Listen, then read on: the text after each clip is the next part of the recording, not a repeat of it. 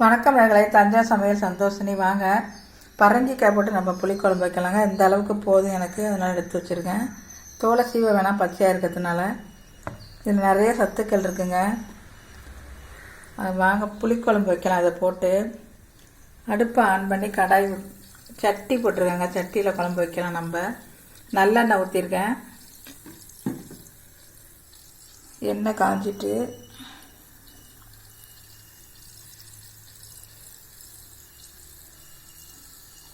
இப்போ நம்ம கடுகு, இங்கே பாருங்கள், இந்த மாதிரி டேஸ்டியாக இருக்கும். கடுகு, உளுத்தம்பருப்பு, ஜீரகம், வெந்தயம், கடலைப்பருப்பு இதை போட்டு நம்ம தாளிச்சுக்கலாம். ரொம்ப டேஸ்டியாக வாசமாகவும் இருக்குங்க.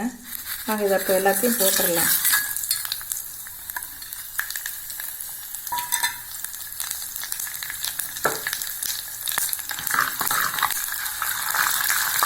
ஜீரகம் சேர்த்துக்கிட்டா நல்லதுங்க. புளி சூடு, அதனால் நம்ம ஜீரகம் கொஞ்சம் போட்டுக்கலாம். அதை டேஸ்டியாக வாசமாக இருக்கும்.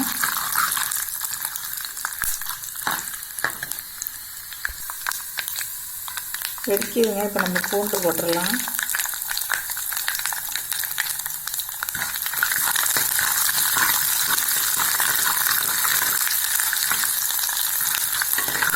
கருவை விட்டுறக்கூடாதுங்க. இந்த அளவுக்கு இருக்கணுங்க. கருவை விட்டுறக்கூடாது, குழம்பு வாசமாக இருக்கும்.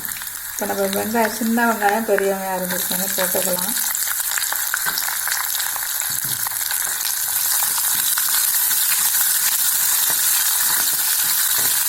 நல்லா வாசம் வர அளவுக்கு நல்லா வதங்கணுங்க வெங்காயம். அப்போ தான் குழம்பு நல்லா வாசமாக இருக்கும். வதங்கட்டும். அப்புறம் நம்ம தக்காளி போட்டு, வெங்காயம் நல்லா வதங்கிட்டுங்க. இப்போ தக்காளி போட்டுடலாம். நம்ம குழம்புக்கு தகுந்த உப்பை இதுலேயும் போட்டுடலாங்க. தக்காளி எப்போ நல்லா வதங்கும்.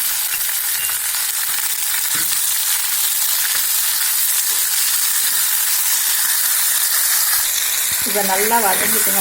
தக்காளி நல்லா வதங்கிட்டு பாருங்க.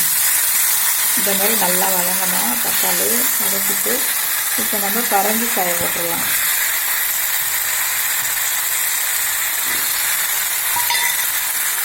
லேசாக ஒரு வதக்கிட்டு புளி மிளகாத்தூள் போட்டுடலாங்க.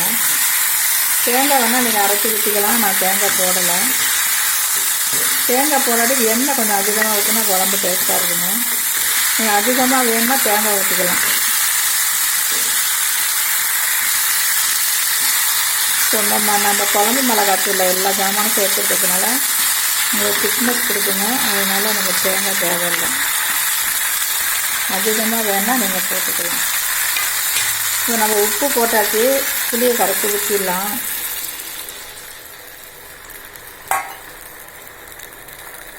இப்போ நம்ம மிளகாத்தூள் போட்டாச்சுங்க. இன்னும் கொஞ்சம் தண்ணி ஊற்றிக்கலாம். நல்லா காய்கறி வேகணும்ல அந்த பரங்கிக்காய். அவ்வளவுதாங்க. கொதிச்சோன்னா இறக்கிற வேண்டியதுதாங்க.